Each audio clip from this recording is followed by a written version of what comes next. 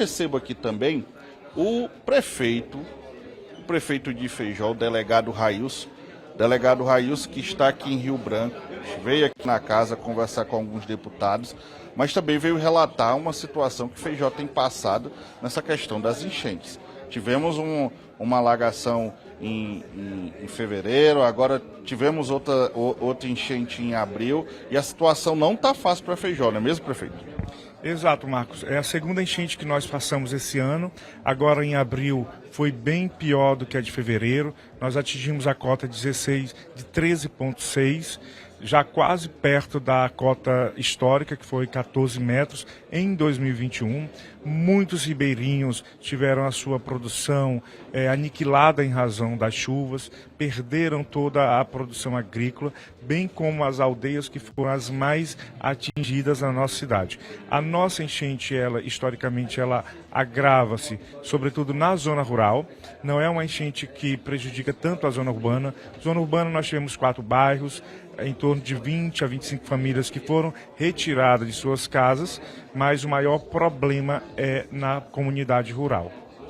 Prefeito, a gente estava falando antes de entrar ao vivo sobre essa situação. O governo federal tem ajudado, aprovou uma primeira ajuda financeira de 600 mil. O senhor estava relatando que é um dinheiro muito pouco, porque os problemas vêm ocorrendo em seguida e às vezes o tempo não chega, como a gente tinha falado antes, sobre recursos. O senhor tinha decretado emergência em relação à dengue e até agora os recursos não chegaram, já decretou em relação às enchentes, o recurso chega um pouquinho mais rápido. Como é que está essa situação? Exatamente. O governo federal ele aprovou 600 e poucos mil reais para Feijó em razão da primeira enchente de fevereiro.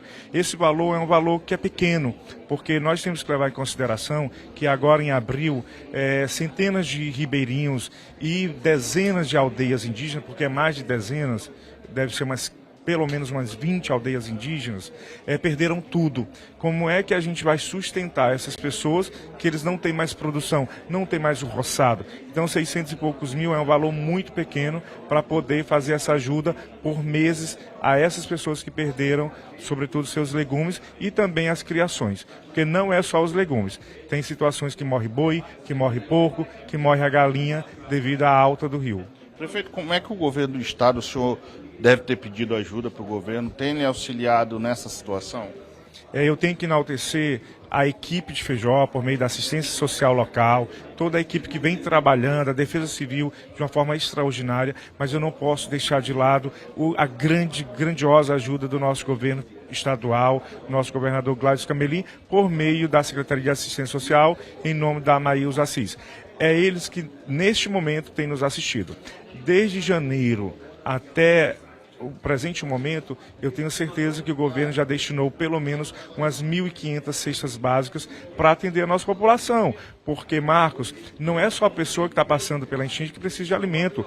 Todo dia, a assistência social destina várias cestas básicas, porque Feijó, como todo o estado do Acre, é um município pobre que vive basicamente dos repasses do Cade Único. Nós estávamos falando mais cedo sobre essa questão, né? Que a água atinge as lavouras, atinge as plantações.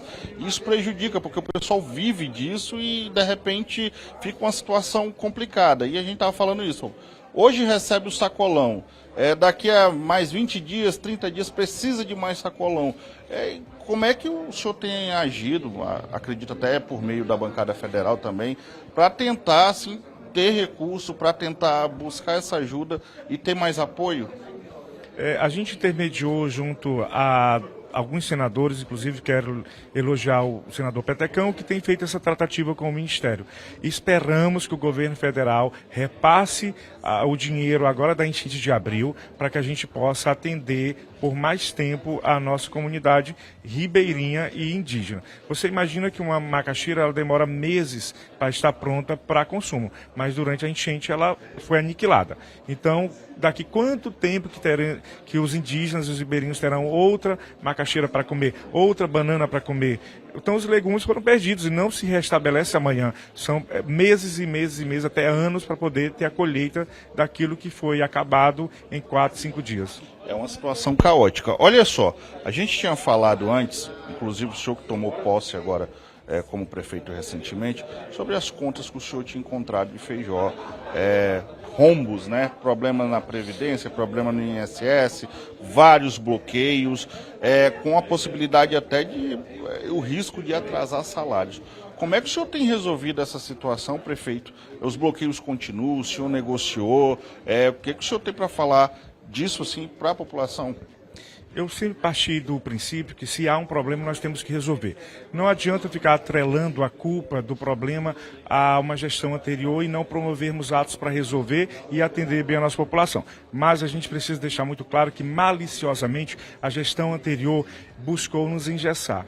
Como que isso aconteceu? Não pagando os proventos de INSS e FGTS de novembro e dezembro do ano passado, não repassando para os bancos os consignados e as pensões que foram retiradas dos servidores, e isso fez com que nós tivéssemos bloqueios e pagamentos que não estavam dentro do nosso planejamento de aproximadamente 4 milhões de reais. Esse dinheiro não deveria ter saído dos cofres públicos para esse fim.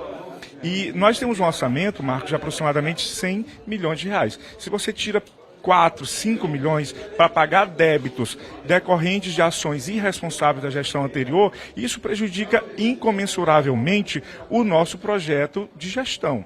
Mas nós estamos trabalhando. O que a gente tem feito é mantido o pagamento, fazendo as ações necessárias e atrasando, confesso que atrasando um pouquinho o fornecedor, porque nesses primeiros repasses a gente não está conseguindo honrar com todos os compromissos dos nossos fornecedores. Ainda bem que eles estão entendendo e gradativamente nós vamos pagando. E tem uma ideia, um cronograma para tentar normalizar essa questão desses pagamentos? Tem um planejamento para isso? Tem um planejamento. A Secretaria de Gestão e Finanças já começou a fazer o levantamento dos débitos que nós temos com os fornecedores e uma projeção para pagamento. Estamos dialogando com esses empresários para que tenham um pouco de paciência, e esse atraso se deu em razão desse prejuízo que a gestão anterior nos deixou, mas que a gente não pode ficar atrelado ao passado. Devemos olhar para frente, executar novas ações e fazer com que a população de Feijó se sinta confiante no nosso mandato e acredite em nós, que nós vamos buscar, sim, dar melhores dias, melhores condições. Agora mesmo, estive agora na Casa Civil, estive com representantes do governo. O nosso Festival da Açaí vai ser patrocinado grandemente pelo nosso governador do estado do Acre. Estou muito feliz. Quando é que vai ocorrer o festival? É sempre na segunda semana de agosto, porque é uma lei.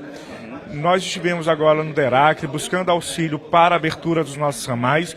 Nós temos em Feijó, Mané Urbano e Tarauacá, sobretudo Mané Urbano e Feijó, os piores solos do Acre. Se você pegar de Tarauacá Cruzeiro, é arenoso. Se você pegar ali do Alto Acre, é arenoso. O nosso solo é Tabatinga. Então, isso traz um prejuízo para o nosso morador do ramal. Além disso, nós temos em torno de 1.700 quilômetros de ramais. É a maior malha de ramal do estado do Acre, ganhando inclusive de Rio Branco. Atrelado a isso, Marcos, nós temos mais de 20 pontes no chão, porque a antiga gestão não promoveu a reconstrução, a manutenção das pontes. As pontes que foram mantidas foi por meio do DERAC, por meio do governo do estado do Acre. Então, nós estamos em uma situação difícil com a abertura dos ramais e manutenção das pontes, mas estamos fazendo o planejamento, pedir apoio à Casa Civil, pedir apoio ao DERAC. Vou fazer reuniões essa semana agora com os moradores dos ramais para que eles possam nos ajudar na construção das pontes, doando a madeira, colocando a mão de obra deles mesmos e nós entrarmos com os insumos, porque sem a colaboração do governo do estado, sem a colaboração da comunidade, nós não teremos êxito. E na nossa gestão, ela não pode falhar. Nós viemos para fazer a diferença, nós viemos para fazer dias melhores para a nossa cidade.